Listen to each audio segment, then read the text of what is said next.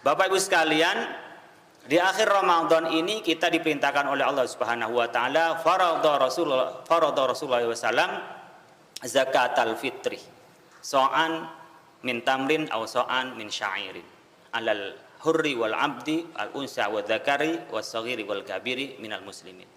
Rasulullah SAW, tentu Allah Subhanahu wa taala, faradallahu Subhanahu wa taala melalui rasulnya, tentunya Rasulullah, adalah zakat fitrah, satu sok dari kurma, satu sok atau satu sok dari gandum. Pertama, kurma dan gandum ya. Mengapa kurma dan gandum? Karena itulah makanan pokoknya. Maka ahli fikih nyebut kutil balad, makanan pokok yang menguatkan. Kita kan nggak merasa makan kalau belum makan nasi. Nah dulu gandum atau kurma di Arab, di Indonesia adalah beras, makanya disamakan, itu kias ya, dianalogikan dengan makan pokok karena nyebut kurma dan gandum itu makanan pokok di Arab.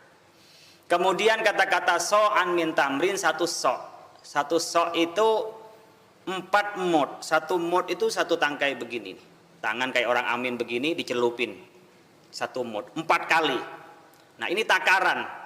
Nah tentu tangan saya dengan tangan orang Arab beda, tangan saya dengan orang yang lebih gede juga beda, anak kecil juga beda. Sehingga gimana cara memastikan ini? Ditimbang. Ketika ditimbang, kata Syafi'i dan Malikiyah, segini ini sama dengan 6 on.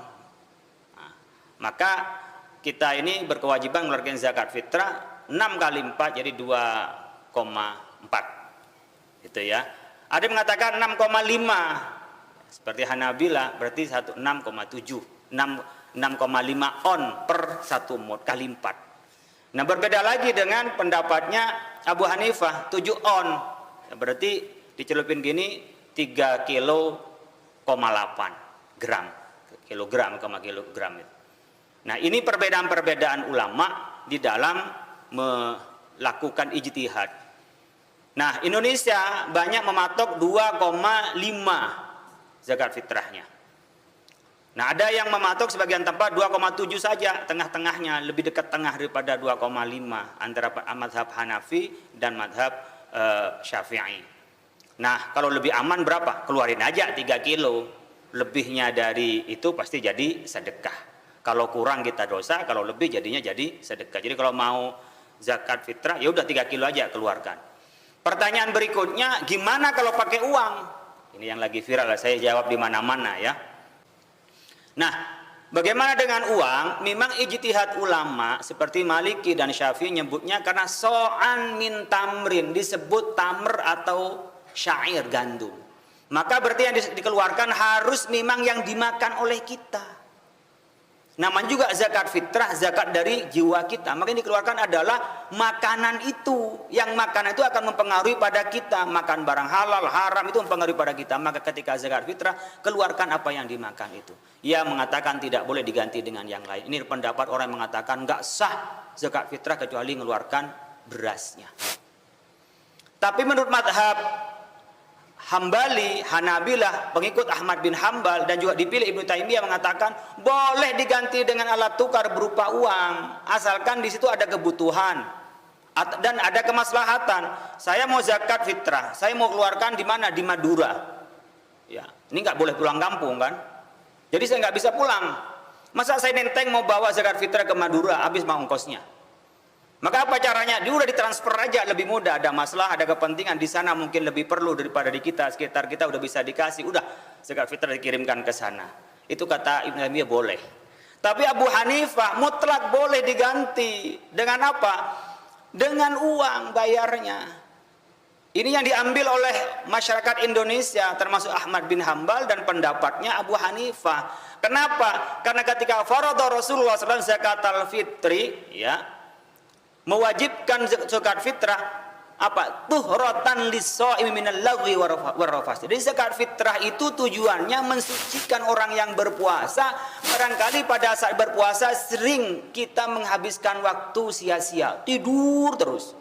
Bangun tidur lagi, bangun lagi, bangun tidur, Mbah Surip lah ya. Bangun tidur. Lah itu sia-sia. Begitu juga kadang-kadang kita sia-sia main WA, main media sosial itu. Ngomong yang enggak benar itu disucikan dengan apa? Tuhratan lis-shaimi minal lagwi dari hal-hal yang sia-sia, warrafasi, hal yang buruk, itu dibersihkan dengan zakat fitrah kita. Yang kedua, tu'matan lil masakin, menjadi makanan kepada orang miskin. Nah, kalau jadi makanan bagi orang miskin, kalau orang ngasih beras semua, gimana masaknya? Sekarang nggak ada kayu di kota, pakai gas. Apakah dikasih beras bisa dimakan? Nggak bisa. Maka katanya Abu Hanifah, pada saat kita ini membutuhkan uang, ya uang itulah yang lebih utama, sehingga ada berasnya, ada uangnya, beli lauknya. Karena nggak bisa kita zakat fitrah pakai sayur, zakat fitrah pakai ikan. Sementara makan perlu dengan ikan, perlu juga dengan sayur. Maka dengan uang itu bisa lebih afdol, lebih utama, katanya Abu Hanifah. Saya ingin mengutip dari Al-Qaradawi dalam kitab Fiqh Zakahnya, menyebutkan bahwa Rasulullah SAW dulu menyebutkan dengan tamr, kurma, syair, gandum, karena pada saat itu lebih mudah makanan daripada alat tukar berupa uang. Dulu dinar dan dirham, emas dan perak. Saat itu sulit untuk kita, lebih sulit maksud saya, menggunakan uang daripada menggunakan makanan. Karena orang-orang saat itu di rumahnya pasti menyiapkan makanan. Karena tidak mudah berbelanja, maka makanan itulah yang lebih mudah orang mengeluarkan zakatnya. Itu Al-Qaradawi menyebutkan dalam kitab Fiqh Zakah. Mana yang bisa diambil? Di Indonesia diambil, boleh dua-duanya. Yang mau bawa beras, silahkan bawa beras. Saya juga menyoroti di beberapa masjid jual beras. Dibeli, dizakatin ya, zakat. Ditaruh di situ juga. Orang datang beli lagi di tempat yang sama. Apakah boleh di situ ini amil menjual barang itu kepada orang lain? Kan nggak boleh. Itu hilah, ingin merzakatkan beras tapi malah salah. Ya sudah, kasihkan uangnya saja. Katanya Basnas nasional 40.000 di Jakarta, di Jogja 30.000, tergantung pada tempatnya masing-masing berapa harganya beras. Saya tambahkan lagi, tergantung yang biasa kita makan. Bapak-bapak yang kaya-kaya makannya yang molen, yang bagus berasnya, jangan yang kecil, yang murah-murah. Jadi keluarin 50.000 lah di Jakarta, karena kita makannya lebih enak daripada orang-orang yang di daerah, barangkali beras, kualitas berasnya. Nah, oleh karena itu nggak usah pakai hila dibelikan. Saya niat beli ya lo zakat, taruh di situ. Orang datang beli tempat yang sama. Kapan punya hak amil itu menjual beras? Ini wong itu zakat fitrah orang. Ini kesalahan hukum yang kelupaan orang-orang. Ingin menzakatkan beras tapi menjadi salah karena beli beras yang tidak hak untuk dijual oleh pihak amil. Dia udah jadi zakat fitrah. Kecuali amilnya menumpuk-numpuk beras kayak bulog, beli taruh, beli ditaruh itu boleh. Tapi kalau tempat yang sama beli berulang-ulang, ini saya sampaikan fikih agak jelimet, tapi biar Bapak Ibu sekalian tahu. Nah, oleh karena itu saya sependapat dengan pendapatnya Abu Hanifah, MUI juga begitu, dan kita juga bisa ngambil yang lebih mudah. Pendapatnya Al-Qaradawi menyampaikan dia tentu adalah mana yang lebih maslahah. Yang saya ingin garis bawahi Bapak Ibu sekalian, disitulah perdebatan fikih berbeda dengan perdebatan syariah. Syariah dan fikih itu beda. Syariah itu yang turun dari Allah, Al-Quran, hadis. Seperti apa dalam konteks ini?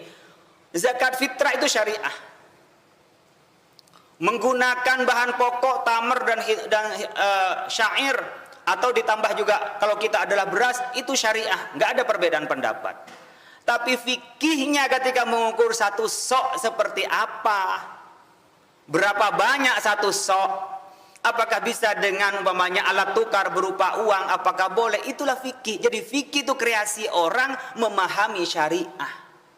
Jadi kalau penerapan syariah itu dari Allah dan Rasulnya yang kita terapkan dalam kehidupan ini, tapi fikihnya adalah pendapat ulama.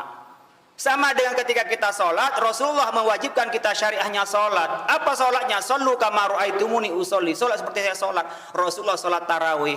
Berapa? 8 rakaat. Setelah 3 malam Nabi nggak keluar lagi. Kenapa? Karena takut diwajibkan kepada umatnya. Silahkan yang mau sholat 8 rakaat, tapi di dalam rumahnya kata Siti Aisyah sholat 36 rakaat.